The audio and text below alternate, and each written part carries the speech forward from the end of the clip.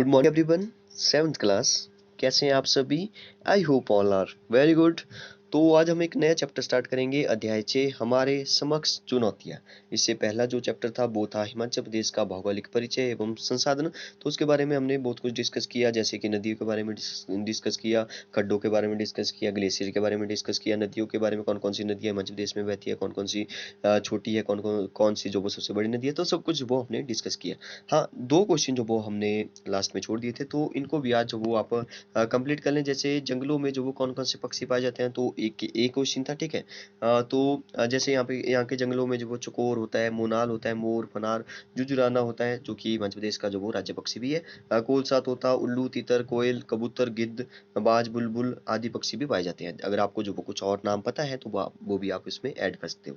जैसे यहाँ पे लिखा है, यहाँ के जंगलों में गीदड़ होता है, सांभर होता है, नीलगाय होता है, चीतल, बिल्ला होता है, बनबिल्ला होता है, भालू, बर्फानी तेंदुआ, लंगूर होते हैं, बंदर होते हैं, अस्किम तथा तंत्रोल आदि जीव जंतु जो वो पाए जाते हैं। ठीक है, अगर आपको और भी पता है तो और भी जो आप यहाँ पे जो वो ऐड कर सकते हैं। एक और क्वेश्चन था कि यहाँ के वनों में जो वो पाई जाने वाली कौन कौन सी जड़ी बूटियां हैं, तो इन क्वेश्चन को आप ऐसे ही लिख लें, जैसे नोट्स टाइप बने हुए हैं, तो ऐसे ही आप इसको कंप्लीट कर लें।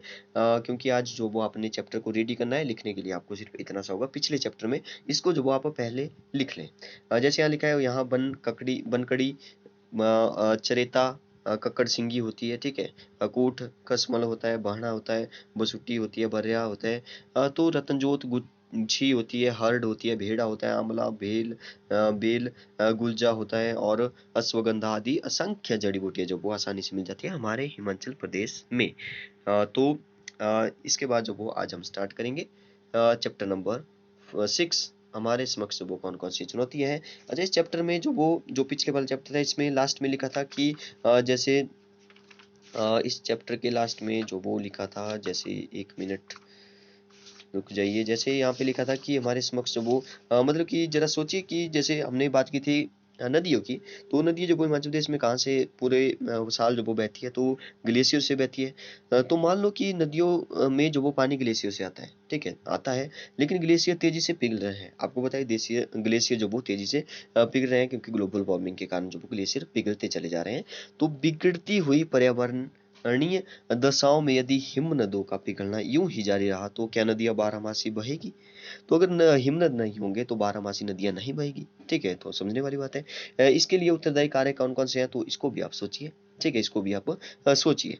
तो चलिए स्टार्ट करते हैं फिर हमारा अध्याय 6, हमारे समक्ष वो कौन कौन सी चुनौती है। तो आज पाठशाला में देखते हैं क्या लगा है। आज पाठशाला में पर्यावरण दिवस मनाया जाता है, जो कि 5 जून को होता है। ठीक है, आपको पता होगा। तो आगे लिखा है, इस अवसर पर हम जो वो विशेष एकांकी प्रस्तुत की जा रही है। बच्चों की इस प्रस्तुति को देखने के लिए उपस्थित जन समूह उत्सुक है। मंच संचालक ने मध्य प्रदेश की उपलब्धियों के बारे में विस्तृत जानकारी देते हुए जो कुछ चुनौतियों पर भी प्रकाश डाला। तभी बच्चों की उत्सुकता को देखते हुए मंच संचालक ने उद्घोषणा की कि लीजिए, प्रस्तुत है एकांकी हमारे समक्ष जो वो चुनौतियां। तो मंच से जो वो एक व्यक्ति के रोने बिखरने की आवाज आई, मुझे बचाइए, और धीरे धीरे पर्दा उठता है। तो काफी इंटरेस्टिंग ये चैप्टर होने वाला है। देखिए, यहाँ पे लिखा है, एक व्यक्ति जो वो हतप्रभ अवस्था में खांसते हुए मंच पर पहुंचा। तो आगे देखिए, हिमाचल और प्रदूषण के बीच में जो वो बातचीत होगी, वो देखो वो आ गया। तो प्रदूषण काली वेशभूषा में एक व्यक्ति हाथ में कटोरा उठाते हुए आता है, जिसमें कोयले में डाले गए प्लास्टिक के जलने से बदबूदार धुआं उठ रहा है। ठीक है, हाँ हाँ हाँ। ए देव भूमि अकड़ते हुए वो राय की, ए हिमाचल, क्यों लगी ना खांस, आया ना मजा, मैं प्रदूषण हूँ, देख तेरा शीतल जल, भूमि, वायु और संस्कृति सबको मैंने अपने जकड़न में ले सकता हूँ, हाँ हाँ हाँ। यह कहकर जो वो वह हिमाचल के पीछे दौड़ता है। देखिए, यहाँ पे कितनी इंटरेस्टिंग बात है। देखिए, हिमाचल और प्रदूषण, देखिए हिमाचल को जो वो प्रदूषण ने कैसे घेर के रखा है, वो सब कुछ बता रहा है। किस किस को जकड़ के रखा है, जैसे शीतल जल, भूमि, वायु और संस्कृति। ठीक है, सबको जकड़ सकता है। तो यहाँ से आपने थोड़ी छोटी छोटी बातें जो वो सीखते हुए चलना है कि कैसे कैसे पहला, जैसे यहाँ पे लिखा है बदबूदार धुआं, ठीक है, प्लास्टिक्स। तो ये छोटी छोटी बातें जो वो आपने क्योंकि आपको जो वो लास्ट में जब अभ्यास के प्रश्न होंगे, तो वहां पे जो वो क्वेश्चन पूछा जाएगा। आगे लिखा है, हिमाचल दूर हो जा दुष्ट, हिमाचल बोला दूर हो जा दुष्ट, मेरी जनता तुझसे लड़ेगी। तो हिमाचल की जनता लड़ेगी, तेरा विनाश कर देगी, विनाश भी करेगी। प्रदूषण बोल रहा है भयावह मुद्रा में, ठीक है। अरे कोई नहीं बचा सकता तुझे, तभी बेरोजगारी का जो वो भयावह मुद्रा में प्रवेश हो गया। ठीक है, बेरोजगारी भी आ गई। अब बेरोजगारी क्या बोल रही है, मुझसे परेशान हर नौजवान, मुझसे कांपती दुनिया, बेरोजगारी मेरा नाम। तो ये भी बात सही है, बेरोजगारी आ गई। ठीक है, तो आगे लिखा है हिमांचल, मैंने तो शिक्षा का खूब प्रसार किया, ठीक है, फिर भला मुझे तुम्हारी क्या चिंता। ठीक है, हिमांचल बोल रहा है कि शिक्षा का बहुत विकास किया मैंने। ठीक है, तो बेरोजगारी तुम्हारा मुझे कोई चिंता नहीं है। ठीक है, बेरोजगारी बोली, अरे लाखों शिक्षित बेरोजगार मेरी सेना में शामिल है, मेरी सेना रोज बढ़ रही है। ठीक है, बेरोजगारी बोल रही है कि मेरी सेना रोज बढ़ रही है, लाखों शिक्षित जो वो बेरोजगार है। ये बात भी सही है कि अब मैं तुम पर जो वो राज करती हूँ। हाँ हाँ हाँ, मंच पर बानर सेना के सेनापति का प्रवेश हो गया। अब बानर सेना आ गई। ठीक है, बानर सेना भी है यहाँ पे। उजाड़ दूंगा सारी फसलें। ठीक है, बानर सेना मतलब जो बंदर होते हैं। बाग बगीचे और खलियान, लाखों में है मेरी सेना, हमसे हर हिमाचल परेशान। अरे हिमाचल जरा सोचो, मेरी सेना में जंगली सूअर है, पक्षी है, छोड़ी गई गायों की फौज है, अब तुम्हें बर्बाद होने से कोई नहीं बचा सकता। तो अगर आपको क्वेश्चन में पूछा गया था कि मध्य प्रदेश को कौन कौन चीजें बर्बाद कर रही है, तो एक तो बानर हो गए, जंगली सुअर हो गए, पक्षी हो गए, ठीक है, छोड़ी हुई गाय होगी। तो ऐसे आपका क्वेश्चन सॉरी क्वेश्चन बन सकता है। जैसे आगे हिमाचल प्रदेश सॉरी हिमाचल बोल रहा है कि मैं इससे नहीं घबराता, मेरे पास असीम वन संपदा है, तुम वहां जाओ और वहीं खाओ, मेरी जनता को परेशान मत करो। बानर का सेनापति बोला है, नहीं मैं तो घरों, खेतों, सड़कों, मंदिरों और बागों में ही मजे लूटूंगा। हाँ हाँ, तुम क्या कर लोगे। तो नेक्स्ट यहाँ पे हिमांशु जो वो सोच में पड़ गया, तभी पर्यावरण का जो प्रवेश हुआ। पर्यावरण बोला कि अरे अब और नहीं चला जाता, थक गया हूँ इस प्रदूषण और बानर सेना के आतंक से। हिमांशु बोला, ऐसा क्यों कहते हो। पर्यावरण बोला, मेरे हरे भरे जंगल बड़े तेजी से काटे जा रहे हैं, वहीं कहीं पन विद्युत परियोजनाएं सॉरी योजनाएं, कहीं सीमेंट उद्योग, कहीं पहाड़ों का सीना चिरती हुई आधुनिक मशीनें, उद्योगों के लिए कच्चे माल की मांग, भवन निर्माण के लिए पेड़ों की बलि, न जाने कितने पेड़ जो वो एक एक करके कट चुके हैं। अब तो यहाँ की जलवायु भी बदलती जा रही है। तो पर्यावरण को जो नुकसान हो रहा है वो किस किस टाइप कैसे कैसे हो रहा है, तो आप यहाँ पे जो वो इसको देख सकते हैं। ठीक है, जैसे भवन निर्माण के लिए पेड़ों को काटा जा रहा है, उद्योगों के लिए कच्चे मांग की मांग है इसलिए, और पहाड़ों का सीना चीरते हुए आधुनिक मशीनें, ठीक है, सड़कें बनाई जा रही है, पेड़ काटे जा रहे हैं, पन विद्युत योजनाएं, कई समय सीमेंट उद्योग लगाए जा रहे हैं, तो इससे पर्यावरण को नुकसान हो रहा है। ठीक है, तो आपको क्वेश्चन में आ सकता है। नेक्स्ट देखिए हिमांचल, तुम्हें पता है कि उच्च न्यायालय ने हरे पेड़ों की कटान पर पूर्ण प्रतिबंध लगाया है। ठीक है, तो पर्यावरण बोला, क्या कहा, प्रतिबंध है, लेकिन जहाँ जागरूकता का अभाव है वहां आज भी अंधेरा है। खनन के कारण भूजल का स्तर और नदियों खड्डों का जल स्तर गिर गया है, यह हालत रही तो प्यास से मरेंगे सारे लोग। तो ये भी बात सही है। प्रदूषण का पुनः प्रवेश मतलब प्रदूषण फिर से आ रहा है। अब प्रदूषण बोला कि अरे कैसे जिंदा रहेंगे तुम्हारे लोग, मेरे साथी तुम्हारे पर्यावरण में जहर घोलने में व्यस्त है।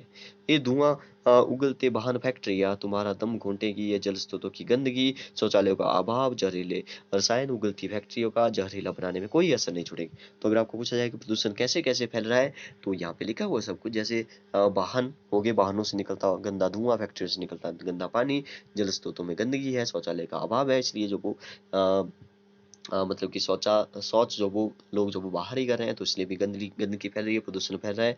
जहरीले रसायन, उगलती फैक्ट्रियां जहर को जल को जहरीला बना रही है। ठीक है, हिमाचल बोल रहा है कि मेरी जनता जागरूक है, वो मार डालेगी तुम्हें। प्रदूषण बोल रहा है किस किस को मारेगी, जोर जोर से बजते डीजे, बल लाउड स्पीकर, प्रेशर हॉर्न, सब मेरी ताकत है। ठीक है, ध्वनि प्रदूषण बता रहा है, जैसे जोर जोर से डीजे बजते हैं आजकल, लाउड स्पीकर, ठीक है, प्रेशर हॉर्न लगे हुए हैं, जो तुम्हारे लोगों की नींद हराम कर रहे हैं। रासायनिक खादों, कीटनाशकों और जहरीले उर्वरकों ने तेरी भूमि को जहरीला बना दिया है, जहरीली भूमि से जहर ही उगेगा। ठीक है, बंजर हो जाएगी तेरी ये जमीन। तुम्हारी संस्कृति, तुम्हारे लोकगीत, लोक वाद्य और लोक नृत्य और लोक कलाएं और परंपरागत पहनावों का भी ह्रास हो रहा है। ठीक है, तो हिमाचल बोल रहा है पीछे हट जा दोस्त, पीछे हट जा। दूसरा बोल रहा है मैं आगे बढ़ना चाहता हूँ, जितनी तीव्रता से तुम्हारी जनसंख्या बढ़ेगी मैं भी उतना ही तीव्रता से बढ़ता चला जाऊंगा। नेक्स्ट लिखा है हिमाचल, शिक्षा संकल्प, जन सहयोग, सांस्कृतिक चेतना, जागरूकता अभियान, सरकार और युवा मेरा साथ देंगे। हिमांशु बोल रहा है कि भाग प्रदूषण, भाग भाग प्रदूषण भाग। ठीक है, आगे लिखा है संपूर्ण स्वच्छता अभियान करेगा तुम्हारा नाश। तो संपूर्ण स्वच्छता अभियान करेगा नाश। वो देखो, वो आ गई मेरी फौज, यह सुनकर प्रदूषण डर जाता है, भाग कर पर्दे के पीछे छिप जाता है। देखिए अब जो वो प्रदूषण जो वो पर्दे के पीछे छुप गया। तो बेरोजगारी बोल रही है कि तुम चाहे जो मर्जी अभियान चला लो, तुम्हारे युवा का मेरे चंगुल से छूटना मुश्किल है। अब बेरोजगारी के साथ जो वो बातचीत कर रहा है हिमाचल, मेरे बढ़ते उद्योग, शैक्षिक संस्थान और स्वास्थ्य संचार सुविधाओं का जाल जो वो बेरोजगारी को नौकरियां देंगे, बेरोजगारों को नौकरियां देंगे, स्वरोजगार के हजारों अवसर, लघु और कुटीर उद्योगों का विकास, कृषि व बागवानी में नए नए रोजगार के अवसर करेंगे तेरा विनाश। ठीक है, मेरे पास है स्वरोजगार, शिक्षा और श्रम का हथियार, भाग बेरोजगारी भाग। तो बेरोजगारी बोल रही है, अरे श्रम का हथियार तो पराया है, हमारे हिमाचली श्रमिक तो देखिए जैसे हम अगर स्कूल में होते तो एक को बेरोजगारी माने थे किसी लड़के या लड़की को। ठीक है, तो ऐसे हम लोग इसको रीड करते हैं। तो ऐसे कोशिश करिए घर में जो वो इसको रीड करिए, जोर जोर से बोलिए। ठीक है, तभी आपको जो वो ज्यादा क्लियर होगा। तो श्रम का हथियार तो पराया है, हमारे हिमाचली श्रमिक तो बेरोजगार घूम रहे हैं, उन्हें काम नहीं मिलता, हजारों बच्चे जो वो बाल श्रम के चंगुल में फंसे हैं, फिर कैसे होगा मेरा विनाश। तो तुम्हारे पढ़े लिखे युवा नौकरियों की चाह में जो वो इधर उधर भटक रहे हैं, खेतों में काम नहीं करते, और तो और वे स्वरोजगार अपनाने में भी हिचकते हैं, लघु और कुटीर उद्योग अपनाना तो दूर, अपनी जमीन बंजर छोड़ नौकरियों के लिए बंजारा बना रहे हैं। हाँ हाँ हाँ, मेरा विनाश। तो हिमाचल बोल रहा है, अब हिमाचल बोलेगा कि नहीं ऐसे ऐसे होगा विकास। देखिए मेरे ग्रामीण बेरोजगारों को महात्मा गांधी राष्ट्रीय स्वरोजगार गारंटी योजना के अंतर्गत पंचायत स्तर पर रोजगार दिया जा रहा है। ठीक है, मनरेगा के तहत जो भी लगा होता है। ठीक है, तो रोजगार सृजन के लिए उपाय किए जा रहे हैं, बाल श्रम से निपटने के लिए जारी है सैकड़ों प्रयास, हमारे पास है शिक्षा और विवेक का हथियार, भाग बेरोजगारी भाग, हमारे हिमाचल बेरोजगार स्वरोजगार अपनाएंगे, खेत खलिहानों में श्रम करेंगे, आर्थिक सुदृढ़ करेंगे, और लघु कुटीर उद्योगों, स्वयं सहायता समूहों, बेमौसमी सब्जियां, फल और फूल उगाकर तेरा विनाश करेंगे, हमारे पास है शिक्षा और विवेकशीलता का हथियार, भाग बेरोजगारी भाग। यह सुनकर बेरोजगारी प्रदूषण के पास जाकर डर के कारण जो वो छुप जाती है। तो बेरोजगारी और प्रदूषण जो वो छुप गए। अब आते हैं हमारे बानर सेनापति। ठीक है, तो आगे लिखा है, मगर मुझसे तुम नहीं बच सकते, बानर बोल रहे हैं। ठीक है, इन सबसे बच जाओ लेकिन मेरा आतंक कम नहीं होगा। तो हिमाचल और पर्यावरण जो वो एक साथ बोलेंगे, अब हिमाचल और पर्यावरण एक साथ बोलेंगे। तो फलदार पौधों से जंगलों में ही मिलेगा तुमको आहार। ठीक है, न तुम लांघो अपनी सीमा, न करेगा कोई तुम पर प्रहार, फिर बनेगी हमारी तुम्हारी मित्रता, नहीं चाहता मानव तुमसे शत्रुता। ठीक है, शत्रुता मतलब दुश्मनी नहीं चाहता। तो बानर सेनापति बोले, ठीक है, यदि तुम हमारे लिए आहार का प्रबंध करोगे तो हम तुम्हें भी तंग नहीं करेंगे। तो ये बात सही है। देखिए जैसे पेड़ों को काटा जा रहा है, जंगलों को काटा जा रहा है, तो जो भी बंदर है, जो भी जंगली जानवर है, वो कहाँ जाएंगे। ठीक है, वो कहाँ जाएंगे। तो इसको आप जो वो अपने क्वेश्चन में आंसर में ऐड कर सकते हो। तो वो कहाँ जाएंगे, तो इसलिए वो जो वो आ रहे हैं। ठीक है, जो जहाँ भी हमने जहाँ हमारे खेत है वहां पे जो वो आ रहे हैं। ठीक है, कुछ खाने के लिए, अगर उन्हें वहीं पे मिल जाता तो क्यों आएंगे। ठीक है, ये बात भी सही है। तो अब मैं चलता हूँ, लेकिन यह वादा जरूरी निभाना, आओ हम मित्रता की शुरुआत करें। इस तरह बानर सेनापति मंच से नारा लगाते हुए वापिस चले जाता है। जय हिंद जय हिमाचल बोलता है। ठीक है, बहुत अच्छी बात है। वन्य प्राणी खुश तो खुशहाल हिमाचल।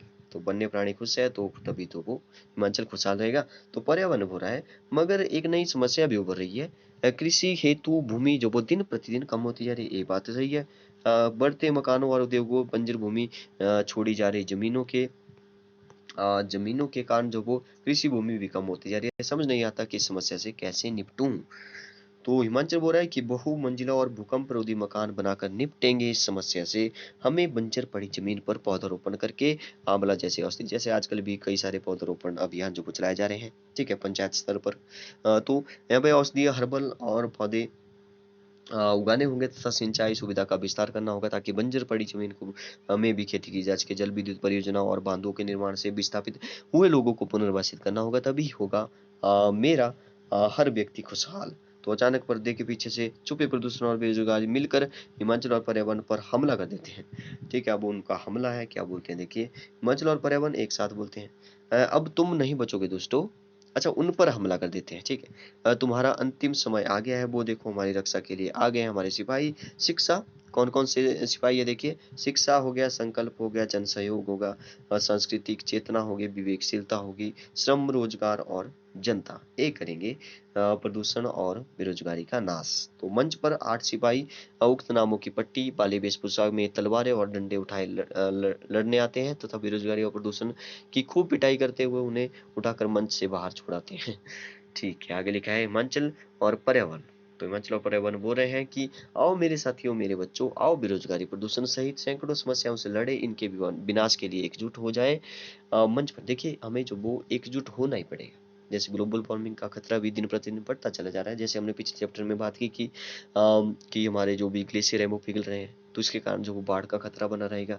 ठीक है, जो भी समुद्र के तट है वहाँ पे जो आसपास के जो भी घर हैं उनका डूबने के जो वो चांस है। ठीक है, तो इसलिए जो वो हमें कंट्रोल करना पड़ेगा। सबको जो वो सब पूरे विश्व को जो वो एक साथ लड़ना पड़ेगा। किसी एक देश की बात नहीं है, पूरे विश्व में जितने भी देश हैं, ठीक है, उन सभी को एक साथ जुट कर जो वो लड़ना पड़ेगा इस समस्या से। ठीक है, एक एक की समस्या नहीं है, पूरे वर्ल्ड की समस्या है। तो आगे लिखा है मंच पर उपस्थित पात्र जो वो एक दूसरे का हाथ पकड़कर हिमाचल, यहाँ तो हिमाचल की बात कर रहा है लेकिन मैं वर्ल्ड लेवल पर जो वो ग्लोबल वार्मिंग की बात कर रहा हूँ। तो यहाँ पे लिखा है पकड़कर हिमाचल को जो वो कंधों पर उठाकर कहते हैं, जय हिंद जय देवभूमि हिमाचल, तुम हो समृद्धि और विकास का अंचल। इतने में पर्दा गिर जाता है और दर्शक तालियों की गड़गड़ाहट से पंडाल को गुंजायमान कर देते हैं। तो यहाँ पे जो हमारा चैप्टर है वो कंप्लीट हो जाता है। तो यहाँ पे लास्ट में लिखा है कि जरा सोचिए। तो आपने सोचना है घर में जाकर के। आप अगर कुछ लिखना चाहते हो, ठीक है, तो लिख सकते हैं, इसके बारे में लिख सकते हैं। जैसे हमारे प्रदेश के समक्ष आज कौन कौन सी चुनौतियाँ, तो बहुत सारी चुनौतियाँ आप लिख सकते हैं। इन चुनौतियों में सबसे गंभीर चुनौती कौन कौन सी है, तो आप लिख सकते हैं। जैसे मैंने बताया कि ग्लोबल वार्मिंग है, ठीक है, प्रदूषण है, ठीक है। तो हम इस चुनौतियों के हल हेतु प्रयास कर रहे हैं? तो कर रहे हैं, जो भी कर रहे हैं वो आप समझिए, लिखिए, सोचिए। आपके अपने गाँव में क्या-क्या समस्या है तो अपने गाँव में बताइए। जैसे सड़कें नहीं है, ठीक है, तो कई सारी समस्या है, ठीक है। पर्यावरण को प्रदूषित किया जा रहा है। अपनी पाठशाला की प्रमुख चुनौतियों के बारे में विचार करो। आप इन चुनौतियों से निपटने के लिए कैसे सहायता करते हैं? प्रदूषण, बेरोजगारी और जंगली जानवरों की समस्या का जो स्थायी हल है वो कैसे संभव है? तो इसके बाद जब वो हम अभ्यास के प्रश्न जो वो स्टार्ट करेंगे, अभ्यास के प्रश्न करेंगे। आज के लिए आप जो वो इस चैप्टर को रीड करिए और जरा जो लास्ट में प्रश्न पूछे गए इनके बारे में भी सोचिए। Thank you and have a nice day.